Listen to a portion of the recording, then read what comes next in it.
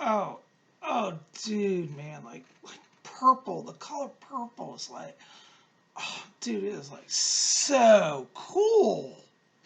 Oh, God, it's so cool. Watch, watch, watch. Oh, purple trails. Oh, dude, watch again. That is so cool, man. Dude, we got to get it right. I am not a hippie. I am not, no, man. I am not a hippie. Peace, peace. I am a pippy. Spelled with a P, not a H. Pippy. Why am I a pippy? Because I love purple, man. I love it, man. My whole life is all about being purple, dude.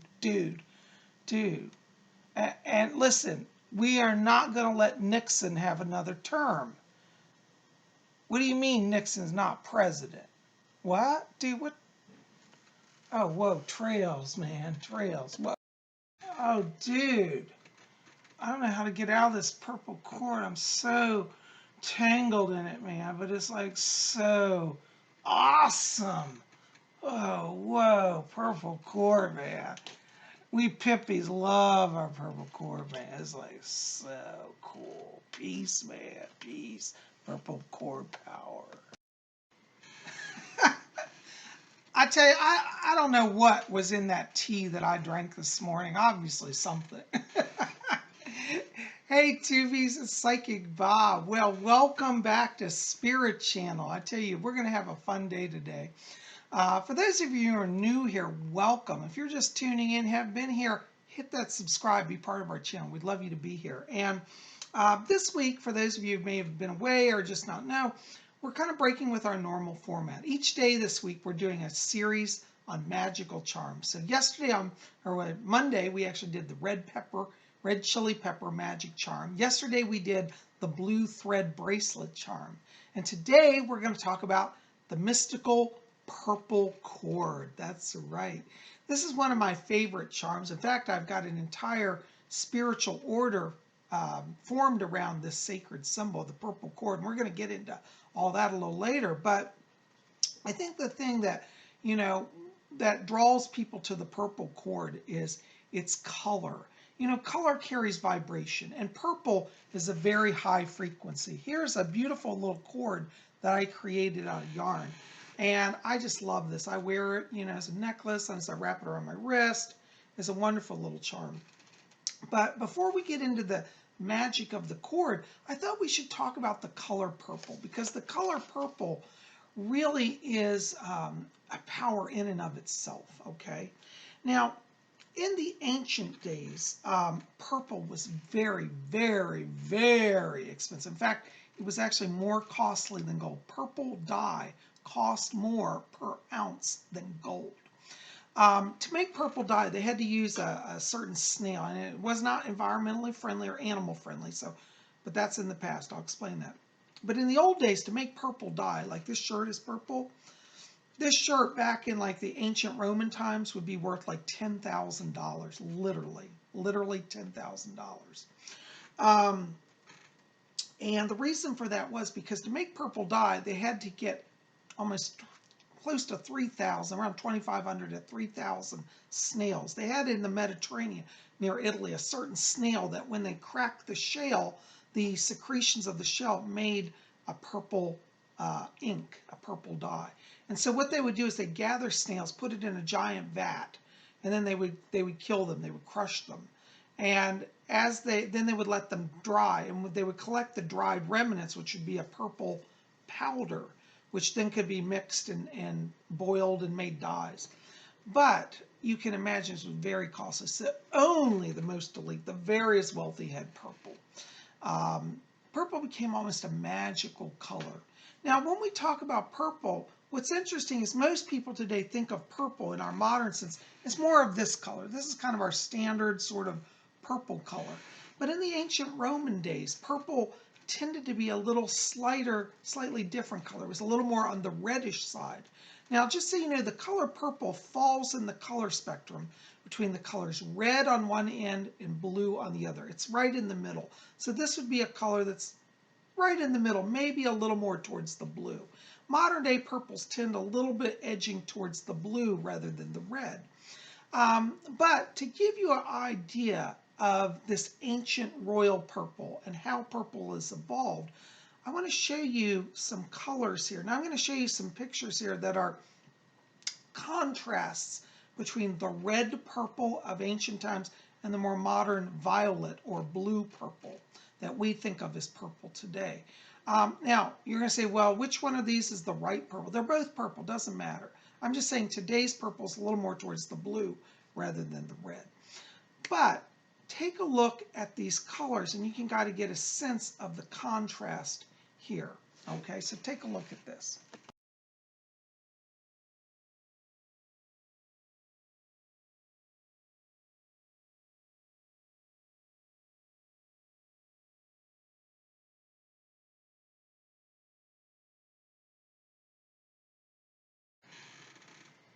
So as you see, the color purple has many variations, tints, shades, etc.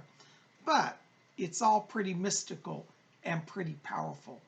Now, you know, in the olden days, purple was so powerful that only, as I said, royalty could wear it. In fact, in Rome, it was actually illegal to wear purple unless you were part of the royal family or were granted by law the right to wear purple. Now, can you imagine that? I'm telling you.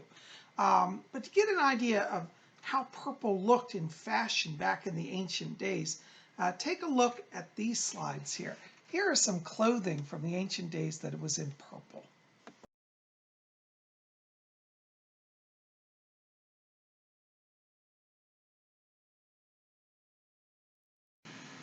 So you see, wearing purple really meant you were somebody of high status. You know, and I'm so glad I know the history of this color because first of all, I love purple. And I can't imagine living in a society where it would be illegal for me to wear my favorite color. Oh, that would just do me in. But even if I was allowed to wear it, it was still so expensive. You might only own one or two pieces. But boy, wouldn't they be treasured. Nowadays, you know, since the Victorian times, purple dye has come into the mainstream. We can all own purple, wear purple with no more cost than any other color. So for me, this is a luxury, being able to have purple. Knowing the history of purple, you know, it makes you really appreciate it. I mean, can you imagine? You know, it wasn't until the 1880s or 1890s, around that time period, where purple became available to the common person. That's not that long ago. So purple, in terms of modern day attire, is actually a relatively new color, you see. Well, this brings us to the magic of the purple cord. And the purple cord is a very powerful symbol. As you know, purple is the combination of the colors red and blue. And so, you know, yesterday's video, we talked about the red thread bracelet and then the blue thread. Well, you know what? If you just combine those together, you get purple. So maybe we'll just wear a purple cord and call it a day. Anyways, as many of you know, I also have an order, a spiritual order called the Order of the Purple Cord. And all of our members make their own purple cord to wear as a ritual item. Now, I usually wear this with my vestments or my ritual robes, but I wear mine as a stole, as a priest, a high priest. But it's also made to be worn around the waist, like they call it a cincture or a belt. You can tie it around you. You know, there's another way to wear it.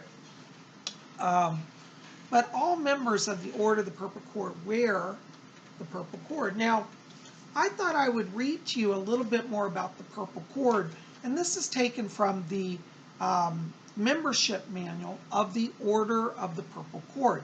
By the way, we now have, for those of you who may not know, our membership manual is now available to our members.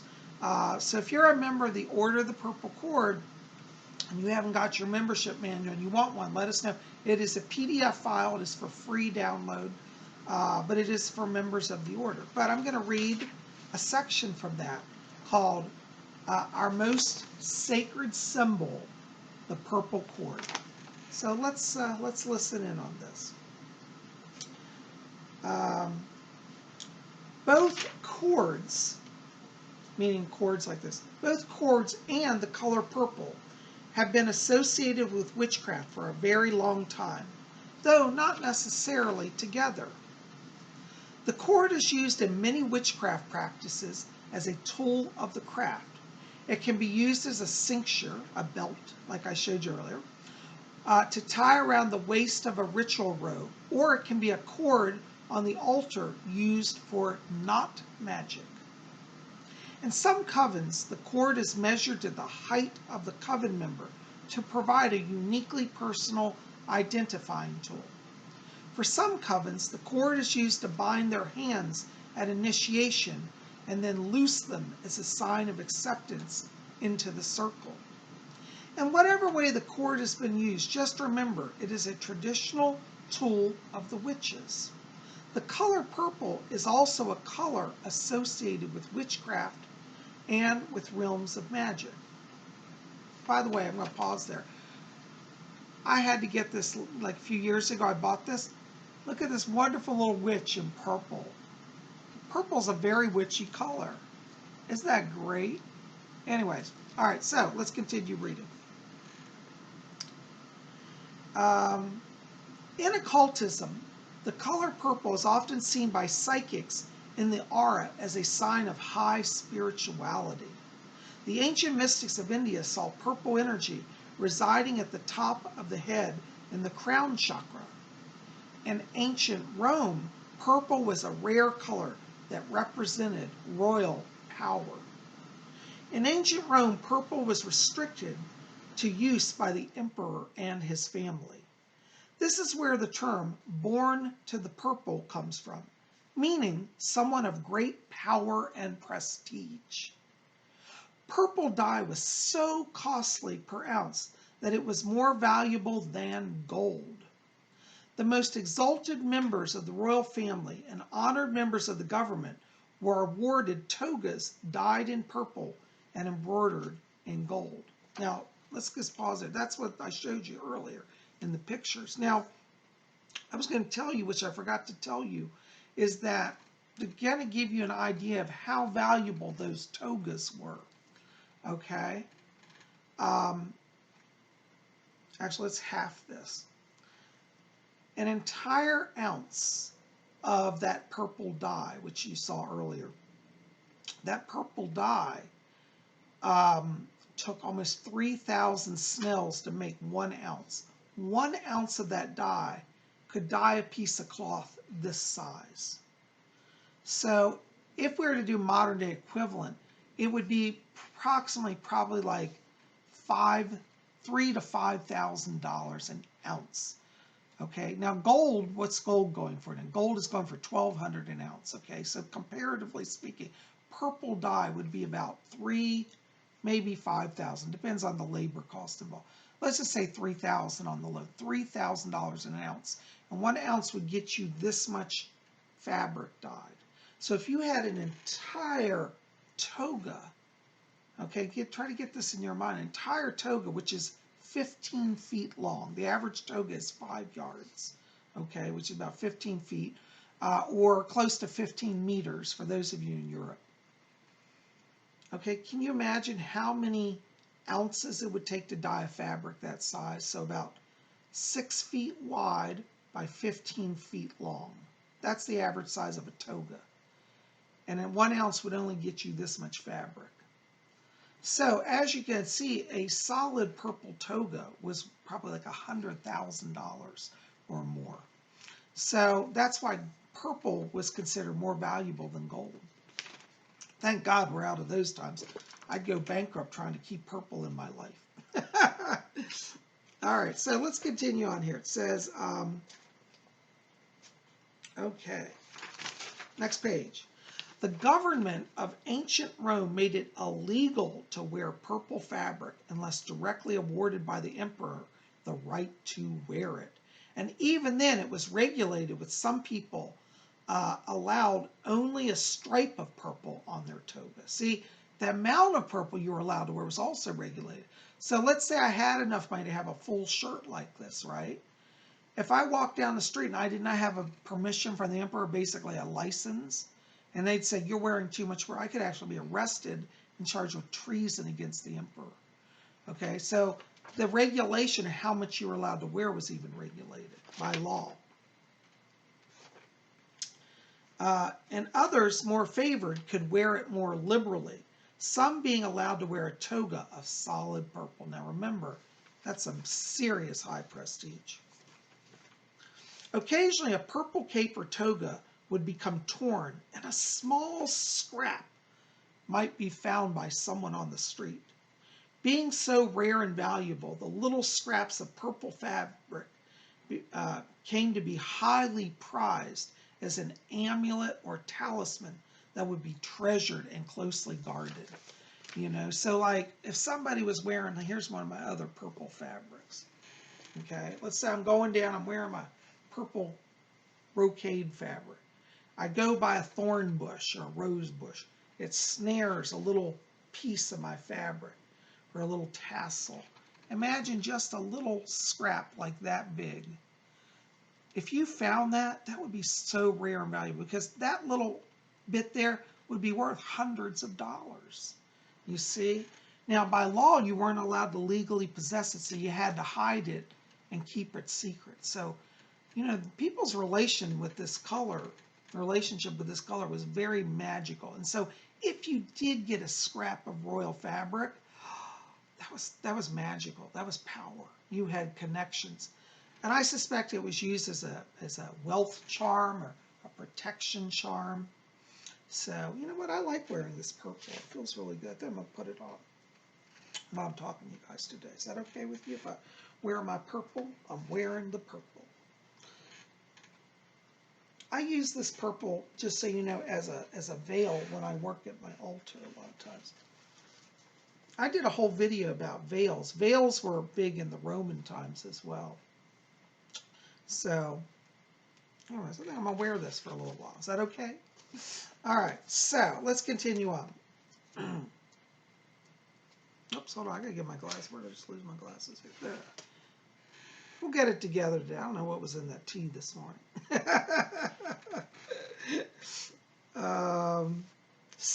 Okay, being so rare and valuable, the little scraps of purple fabric came to be highly prized as an amulet or talisman that would be treasured and closely guarded. Purple dye was not easily made in those days, as the process for creating it was incredibly time-consuming and costly that only a truly wealthy and powerful person could acquire the dye. The purple dye was made from the secretions of snails whose bodily fluid made the color so treasured. Now, we mentioned that earlier, but here it is again. Making purple dye was also not animal friendly. Thousands of snails would be collected and put into a giant stone vat, then crushed to extract the purple fluid from their shells. It would take almost 2,000 snails. Actually, it's more than that. It's closer to 3,000. I got to fix this. I just did some more research. So it would take almost 3,000 snails to extract enough fluid to make 1 ounce of purple dye. Okay? So remember, that's a lot of snails. Now, just so for animal rights people, let you know, we no longer use snails in the making of purple dye. So there is no animal stuff. Since the 1800s, the dyes are synthetic. It says the rarity, hold on a second, I'm putting my glasses here.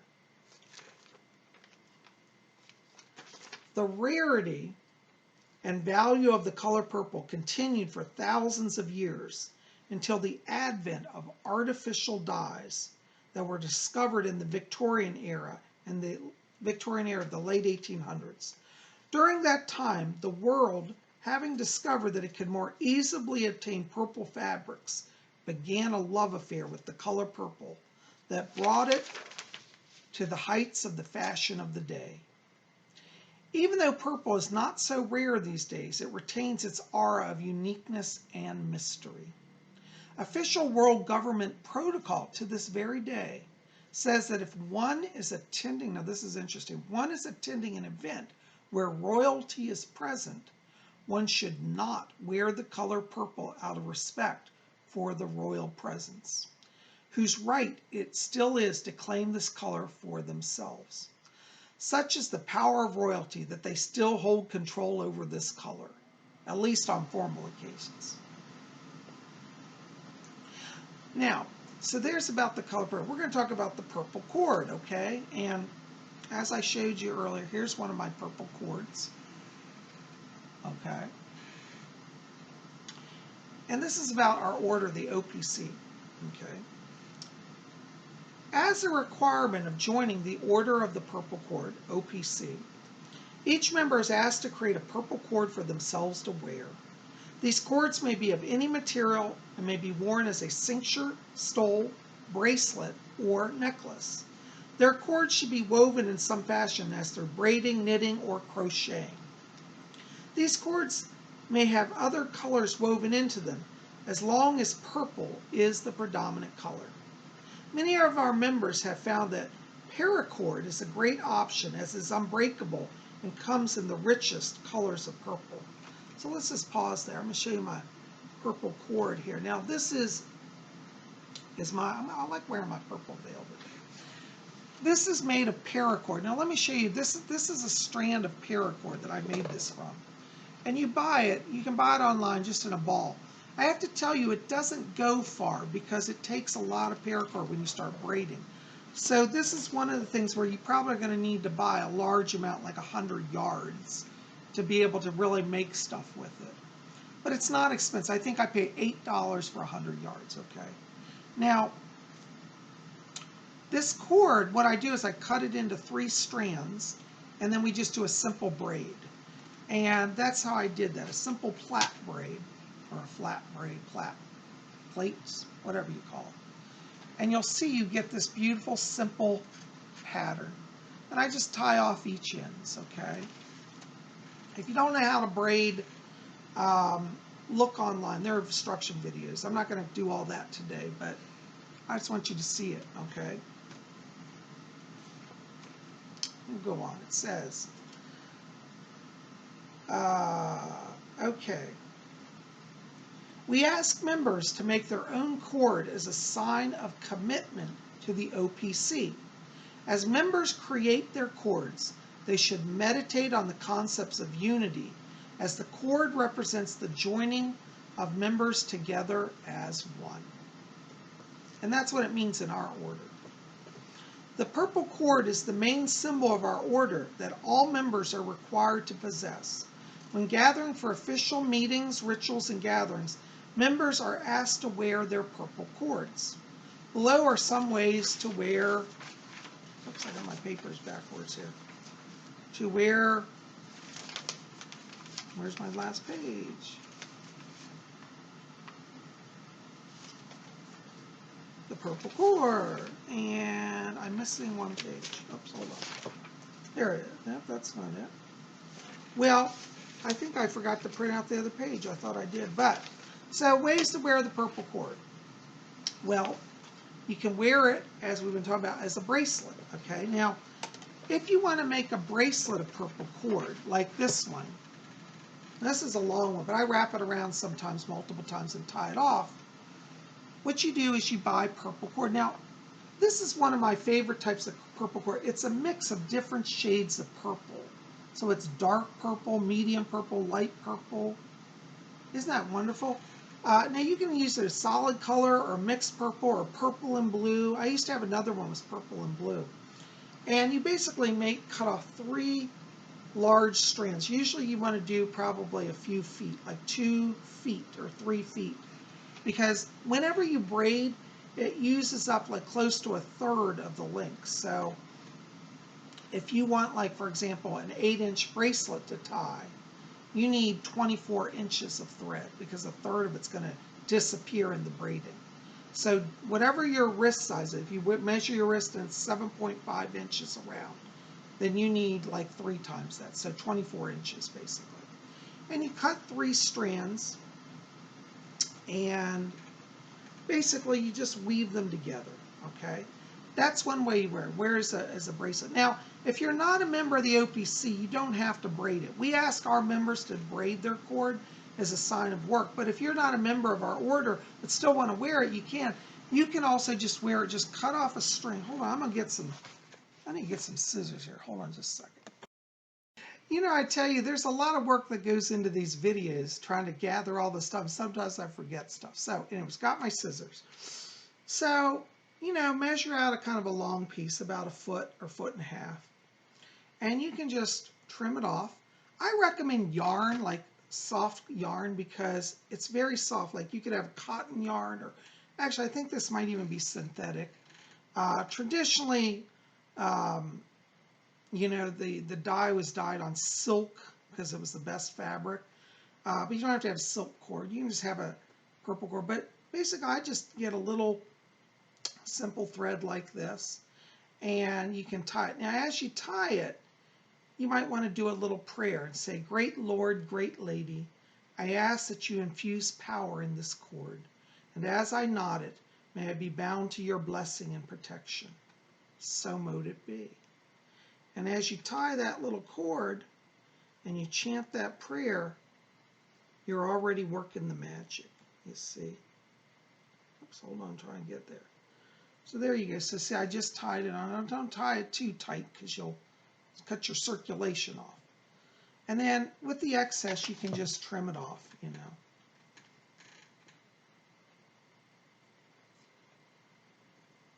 Oops. Well, it's a little hard for me to trim here. Let's see. There it is. Oops, I just broke it. Well, that's all right. So I trimmed it off. So now I have my little purple cord. So you can make it that simple. Just buy some purple yarn, do a prayer, and you got purple cord. Now, like yesterday, we said you can also pass it through incense. You can make it as elaborate your consecration ritual as you want.